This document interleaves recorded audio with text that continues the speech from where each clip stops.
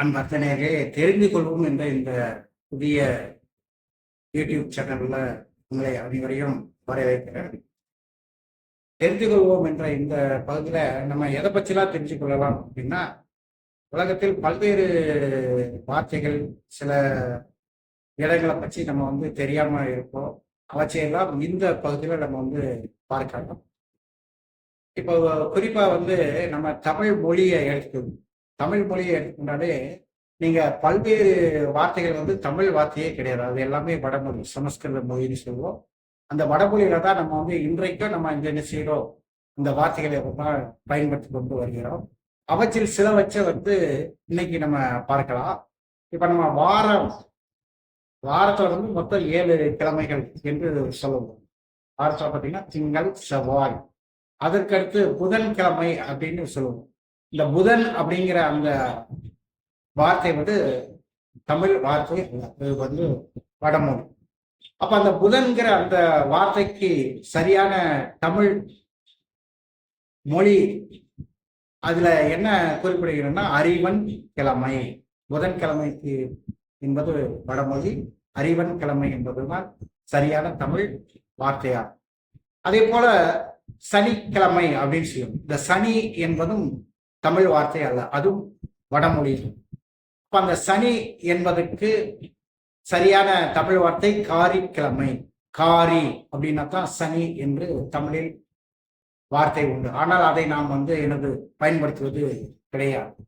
அதே போல ஒவ்வொரு மந்த்துக்கும் நம்ம என்ன தமிழ்ல சொல்லுவோம்னா மாதம் என்று சொல்லுவோம். இந்த மாதம் என்பது தமிழ் வார்த்தை அல்ல, அது வடமொழி. அப்ப அந்த மாதம் என்பதற்கு சரியான தமிழ் வார்த்தை என்பது திங்கள். திங்கள் என்பதுதான் சரியான தமிழ் வார்த்தை ஆகும். அதே போல மருத்துவம், நான் சித்த மருத்துவ துறையை சார்ந்தவன். அதனால் நிறைய சித்த மருத்துவத்தில் உள்ள வார்த்தைகள் எல்லாமே வடமொழி சொற்களாக திரிக்கப்பட்டு இருக்கு. அதில் சிலவற்றை உங்களுக்கு நான் சொல்ல விரும்புகின்றேன்.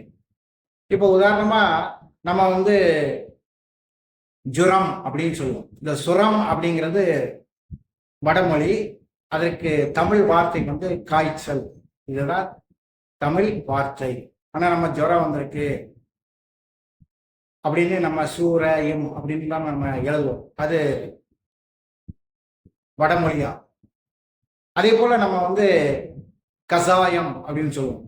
கசாயம் என்பது தமிழ் வார்த்தை அல்ல, அதுவும் வடமொழி. அதற்கு தமிழ் வார்த்தை குடிநீர். குடிநீர் என்பதுதான் தமிழ் வார்த்தை ஆகும். அதே போல நம்ம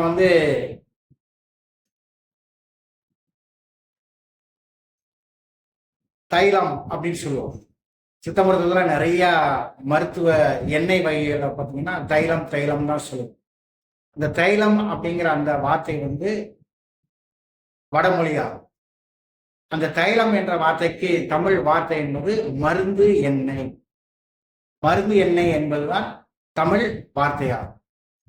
அதே போல நம்ம ஓமம் அப்படின்னு நம்ம வழக்கமா நம்ம ஓம என்றுதான் நம்ம எழுதுவோம்.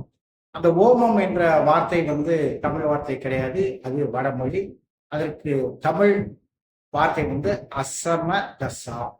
இதுதான் தமிழ் வார்த்தையாகும்.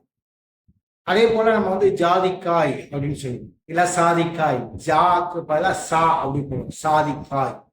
இந்த ஜாதிக்காய் என்பது தமிழ் வார்த்தை அல்ல, அதுவும் வடமொழியாகும். அப்ப அந்த ஜாதிக்காய் என்ற அந்த வார்த்தைக்கு தமிழ் வார்த்தை என்ன என்றால் வசுமரி. வசுமரி என்றால் தான் சாதிக்காயை குறிப்பிடும். ஆனால் நம்ம தமிழ்ல என்ன எழுதுவோம், சாதிக்காய் என்று எழுதுவோம். இது வடமொழி ஆகும். அதே போல நீங்க கஸ்தூரி மஞ்சள் என்று நம்ம நாட்டு மருந்து கடையில இல்ல வழக்கமா சித்த மருத்துவ குறிப்புகள்ல மருத்துவ கட்டுரைகள்லாம் பார்த்தீங்கன்னா நீங்க கஸ்தூரி மஞ்சள் என்றுதான் நம்ம எழுதுவோம். ஆனால் அந்த கஸ்தூரி அப்படிங்கிற அந்த வார்த்தை வடமொழி. அதுக்கு உண்டான தமிழ் வார்த்தை என்னன்னா குத்துக்கரம்பை. கரம்பை என்பது மஞ்சள், குத்துக்கரம்பை என்றால் கஸ்தூரி மஞ்சளை குறிக்கும். இப்படி பல்வேறு வார்த்தைகள் வந்து நம்ம வந்து தவறாக நமது தாய்மொழியான தமிழ் மொழியை மறந்துவிட்டு பல்வேறு வகையான என்ன செய்யறோம், மற்ற மொழிகளை அப்படியே தமிழ்ல என்ன செய்யறோம், எழுதி பழக்கப்படுகிறோம்.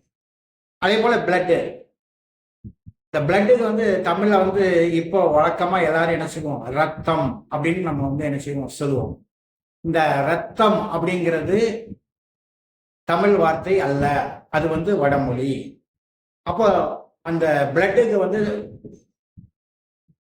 சரியான தமிழ் வார்த்தை என்றால் குருதி, உதிரம், செந்நீர் என்று அழகான தமிழ் பெயர்கள் இருக்கின்றன. ஆனால் நம்ம என்ன செய்வோம், ரத்தம் என்றுதான் சொல்லுவோம். அது வந்து வடமொழி ஆகும். ஆகவே தமிழ் வார்த்தைகள் வந்து எது, சமஸ்கிருத வார்த்தை, வடமொழி என்பது என்ன என்பது தெரிந்து நாம் தமிழ் மொழியை, தமிழ் வார்த்தையை கூடுமான வரைக்கும் அனைவரும் என்ன செய்யணும், பயன்படுத்துவதற்கு முயற்சி செய்ய வேண்டும். அதே போல சித்த மருத்துவத்தில் பார்த்தீங்கன்னா இந்த வாதம், பித்தம், அதற்கடுத்து கபம் அப்படின்னு சொல்லுவாங்க. இந்த கபம்ங்கிற அந்த வார்த்தை வந்து வடமொழி. இப்போ கபம்ங்கிற வார்த்தை வந்து வடமொழினா அதற்கு சரியான தமிழ் வார்த்தை என்ன என்றால் ஸ்லேத்துமம். ஆனால் ஸ்லேத்துமம் என்று இப்போது யாருமே என்ன செய்கிறது கிடையாது.